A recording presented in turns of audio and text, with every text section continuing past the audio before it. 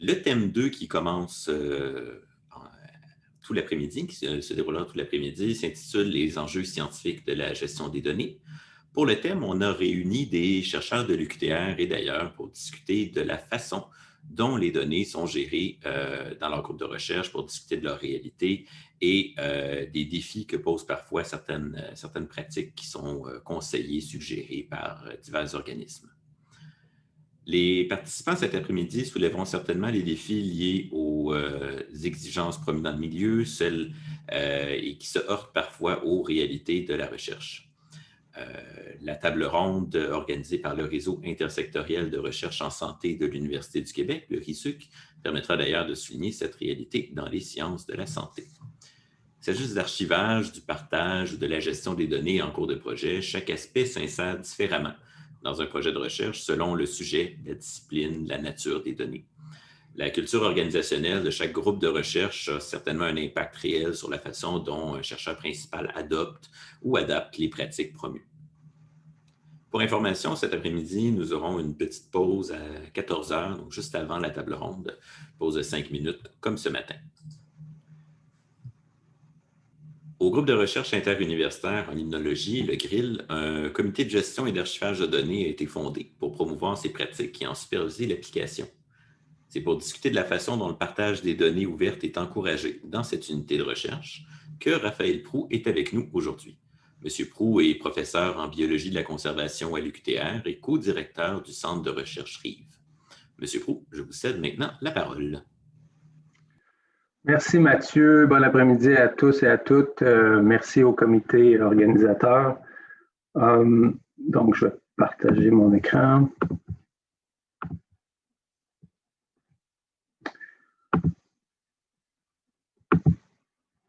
OK. Donc, j'aimerais tout d'abord remercier le GRIL, qui est le groupe de recherche interuniversitaire en limnologie. C'est l'étude des eaux douces. C'est un réseau de chercheurs qui est financé par le Fonds de recherche du Québec. Et en particulier, j'aimerais remercier Éric Beaulieu et Pierre-Olivier Benoît, qui sont des ressources professionnelles au GRIL et donc qui ont beaucoup contribué aux travaux dont je vais parler aujourd'hui. Donc, j'imagine, moi, aujourd'hui, je représente le chercheur type.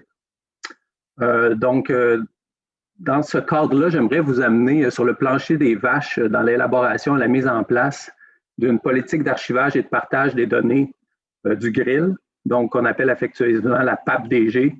Donc, je vais vous amener sur ce parcours cet après-midi. Donc, tout ça a mené à l'implantation de ce qu'on appelle MetaGRIL, qui est une structure de gestion des métadonnées pour les membres du GRIL. Le GRIL, c'est un regroupement de chercheurs, comme je l'ai dit, mais de plus de 50 chercheurs et près de 150 étudiants gradués, dans 10 universités ou institutions québécoises. Donc, tout ça débute en mars 2017. Je fais une petite ligne du temps ici pour voir vraiment, toute la temporalité de la chose. Donc, le GRIL est renouvelé pour 5 ans en mars 2017 et moi, je participe à la fois au comité de gestion et d'archivage des données, mais je siège également sur le comité directeur. Donc, peu de temps après, en mai 2017, on met en place un comité. En octobre 2017, on fait l'embauche d'un programmeur à temps plein pour une période de 2 ans, en fin de compte. En mai 2018, on a une stratégie et une politique de partage des données qui est en place et qui est communiquée aux chercheurs et aux membres du regroupement.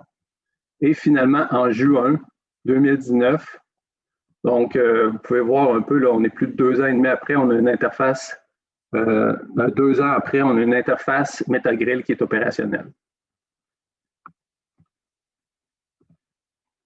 Donc, le comité de gestion et d'archivage des données est composé de 4 professeurs, Jean-François Lapierre de l'Université de Montréal, Béatrix Beisner, qui est également la directrice du GRIL de l'UQAM, moi-même de l'UQTR et Yannick Huot de l'Université de Sherbrooke, et 2 ressources professionnelles, Éric Beaulieu, qui est le programmeur, et Pierre-Olivier Benoît, qui est un coordonnateur scientifique. Donc, on a commencé à travailler sur cette idée, en partant de 3 prémices. Donc, la première, c'est à qui on s'adresse ici.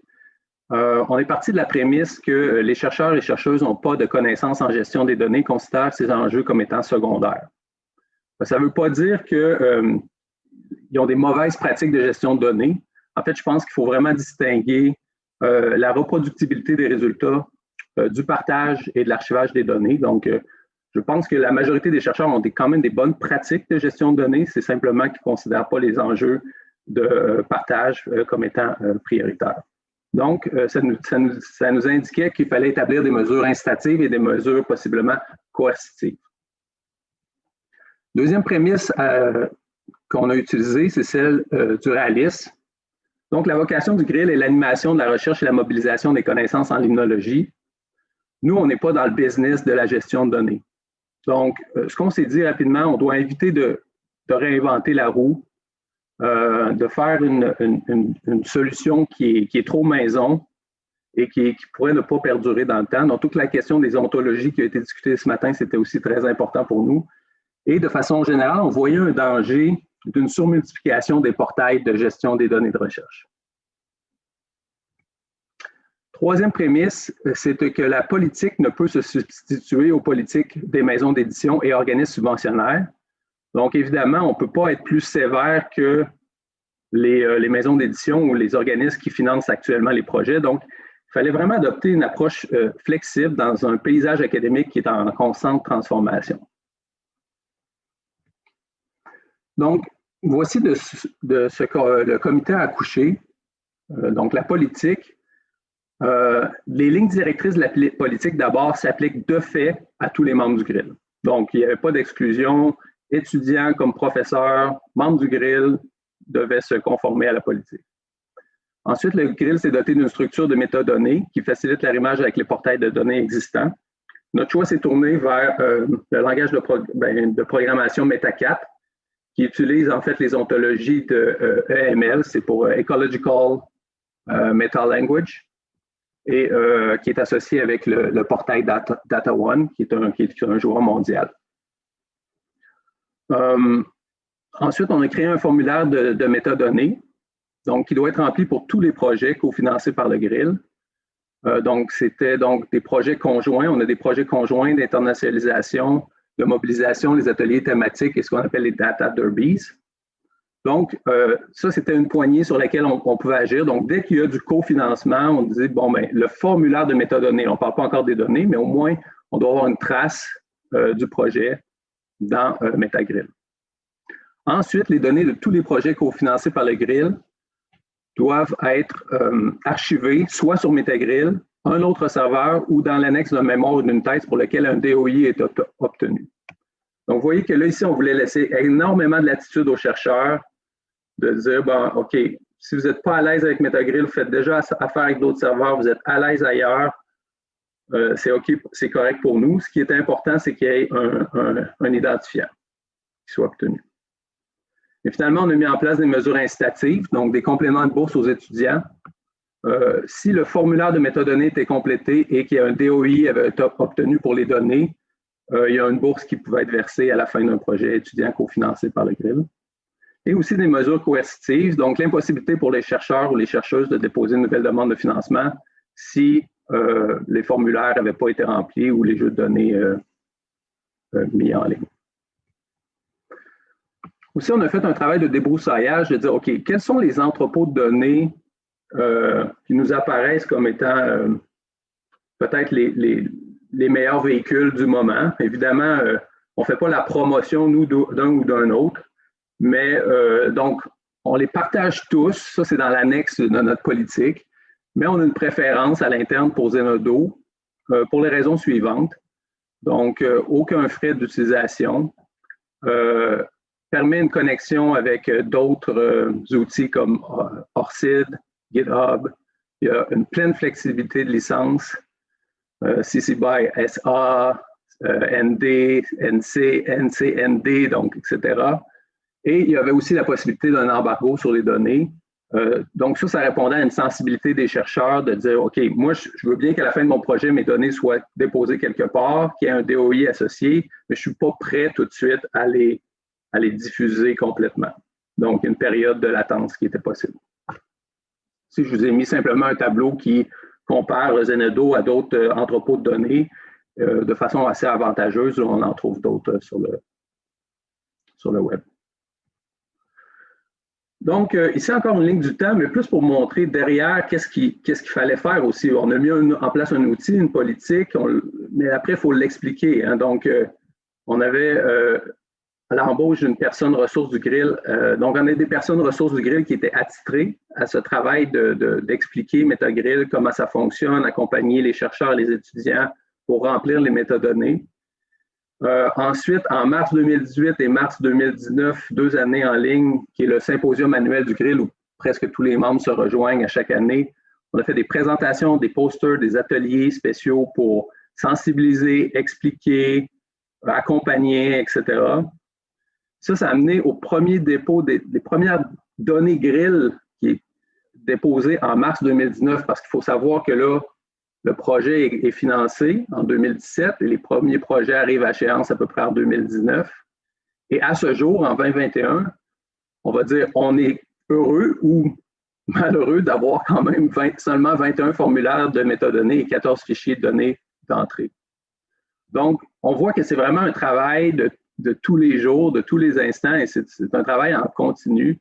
Et je pense que dans l'ensemble, c'est une réussite parce que on a créé une dynamique de mettre en place des métadonnées et des outils pour le faire. Donc, ça, vous pouvez aller sur la page web du Grill, là, qui est www.uqtr.ca/grill.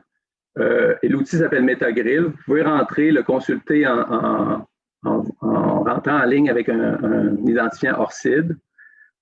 Donc, c'est sur la page publique, donc vous pouvez, c'est tout à fait possible de consulter tout ça.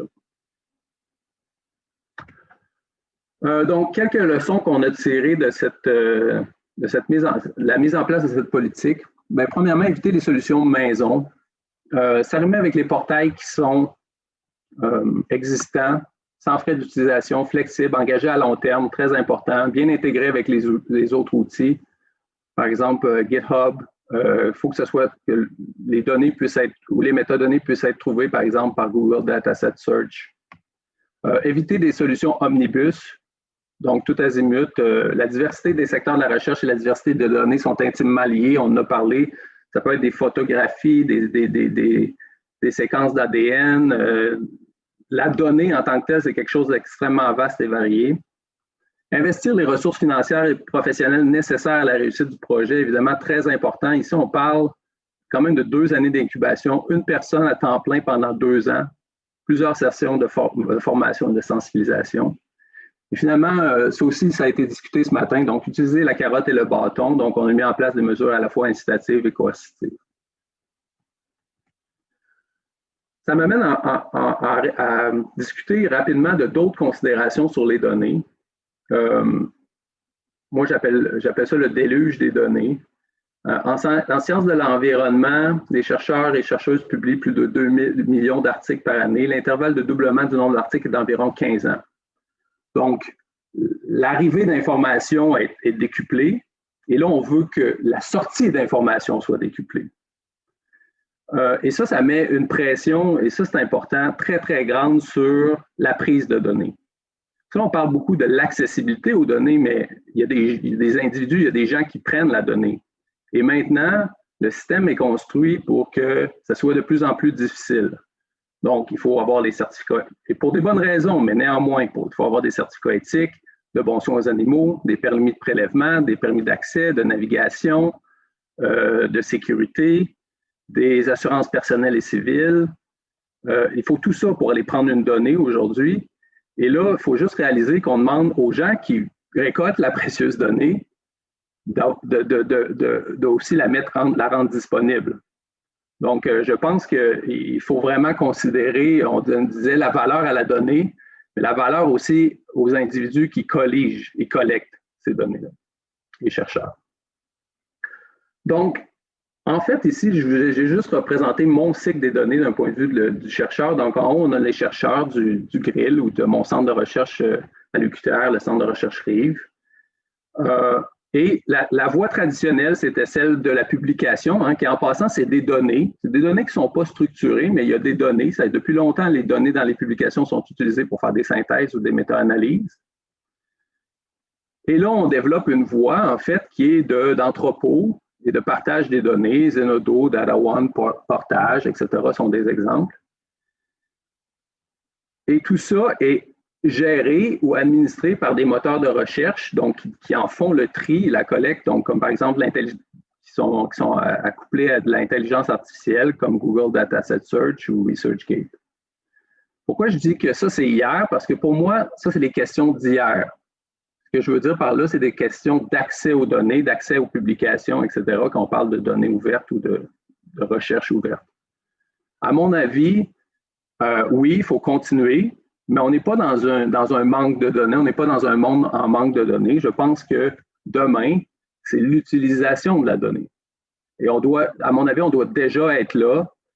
Comment, à partir de ces agrégations de données-là, on en fait quelque chose qui va servir à la recherche, qui va nous mettre...